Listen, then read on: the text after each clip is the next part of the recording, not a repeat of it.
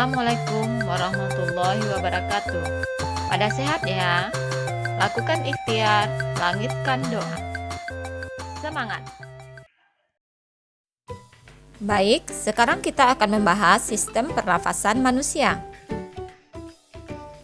A. Struktur dan fungsi sistem pernafasan manusia. Masih ingatkah kamu istilah pernafasan dalam biologi? Ya, respirasi. Respirasi adalah proses pertukaran gas yang terjadi di dalam tubuh makhluk hidup, dan ada 3 proses dasar dalam respirasi manusia.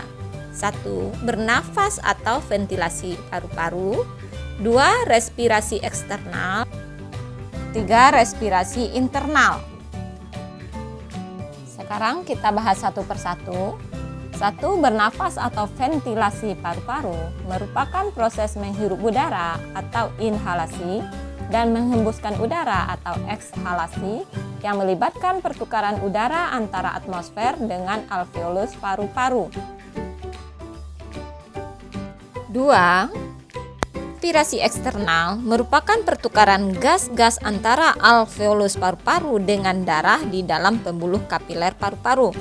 Pada proses tersebut, darah dalam pembuluh kapiler mengikat oksigen dari alveolus dan melepaskan karbon dioksida menuju alveolus. 3. Respirasi internal merupakan pertukaran gas-gas antara darah di dalam pembuluh kapiler jaringan tubuh dengan sel-sel atau jaringan tubuh. Pada proses tersebut, darah melepaskan oksigen dan mengikat karbon dioksida.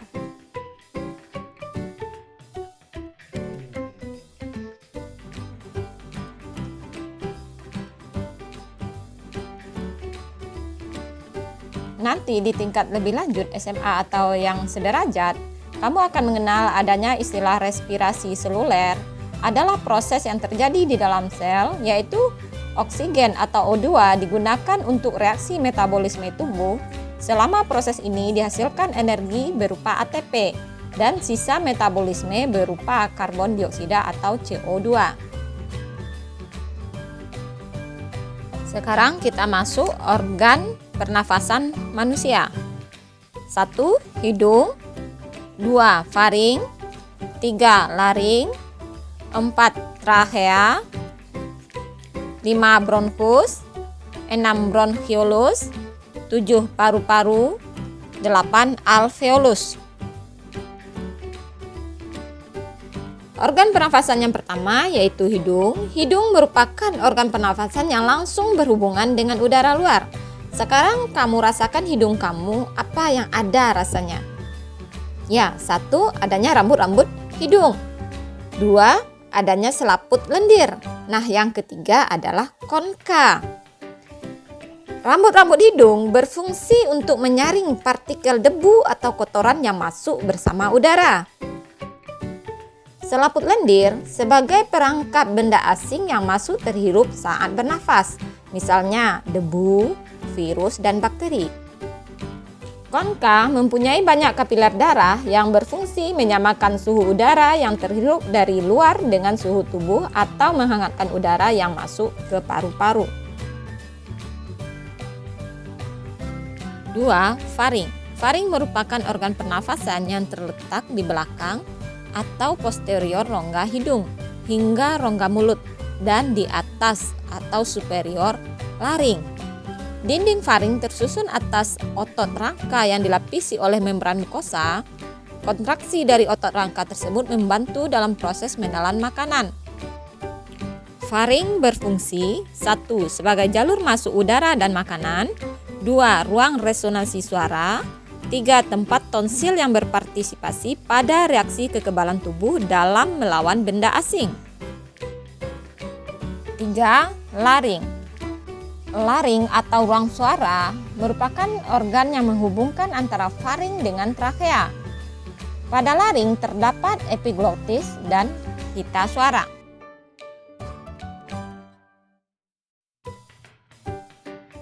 Epiglottis berupa katup tulang rawan yang berbentuk seperti daun dilapisi oleh sel-sel epitel. Berfungsi untuk menutup laring sewaktu menelan makanan atau minuman. Nah, ketika ada partikel kecil seperti debu, asap, makanan atau minuman yang masuk ke dalam laring, akan terjadi refleks batuk yang berfungsi untuk mengeluarkan partikel tersebut dari laring. Udara yang melewati laring dapat menggetarkan pita suara sehingga dihasilkan gelombang suara. Gelombang suara ini dapat diatur untuk menghasilkan berbagai bunyi dengan cara mengatur kolom udara pada faring, rongga hidung dan mulut. Tinggi rendahnya suara dikontrol oleh tegangan pita suara. Apabila pita suara tegang akibat tertarik oleh otot, pita suara akan bergetar lebih cepat dan dihasilkan nada suara yang tinggi.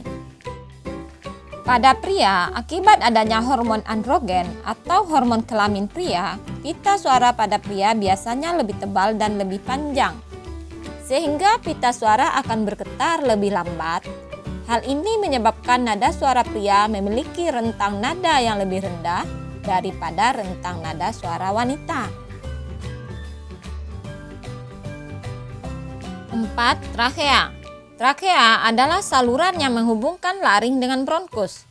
Trakea memiliki panjang sekitar 10-12 cm dengan lebar 2 cm. Dindingnya tersusun atas cincin-cincin tulang rawan dan selaput lendir yang terdiri atas jaringan epitelium bersilia. Fungsi silia pada dinding trakea untuk menyaring benda-benda asing yang masuk ke dalam saluran pernafasan. 5. Bronkus. Pada bagian paling dasar dari trakea bercabang menjadi 2. Percabangan trakea ini disebut dengan bronkus. Masing-masing bronkus memasuki paru-paru kanan dan paru-paru kiri. Struktur bronkus hampir sama dengan trakea tetapi lebih sempit. Bentuk tulang rawan bronkus tidak teratur tetapi berselang-seling dengan otot polos. 6. Bronkiolus. Bronkiolus merupakan cabang-cabang kecil dari bronkus. Pada ujung-ujung bronkiolus terdapat gelembung-gelembung yang sangat kecil yang berdinding tipis yang disebut alveolus. 7. Paru-paru. Paru-paru merupakan alat pernafasan utama. Paru-paru terbagi 2, yaitu paru-paru kanan atau disebut pulmodexter yang terdiri dari 3 lobus, dan paru-paru kiri yang disebut dengan pulmosinister yang terdiri atas 2 lobus. Paru-paru dibungkus oleh selaput rangkap 2 yang disebut dengan pleura. Pleura berupa kantung tertutup yang berisi cairan limpa. Pleura berfungsi melindungi paru-paru dari gesekan saat mengembang dan mengepis. 8. Alveolus. Dinding alveolus tersusun atas satu lapis jaringan epitel pipih. Struktur yang demikian memudahkan molekul-molekul gas melaluinya. Dinding alveolus berbatasan dengan pembuluh kapiler darah, sehingga gas-gas dalam alveolus dapat dengan mudah mengalami pertukaran dengan gas-gas yang ada di dalam darah. Adanya gelembung-gelembung alveolus memungkinkan pertambahan luas permukaan untuk proses pertukaran gas. Luas permukaan alveolus 100 kali luas permukaan tubuh manusia. Besarnya luas permukaan seluruh alveolus dalam paru-paru menyebabkan penyerapan oksigen lebih efisien. Mekanisme pertukaran gas oksigen dan gas karbon dioksida telah kita bahas pada video sebelumnya, yaitu pada video aplikasi tekanan zat pada makhluk hidup.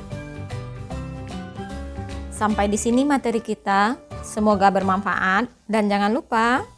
Terima kasih. Assalamualaikum warahmatullahi wabarakatuh.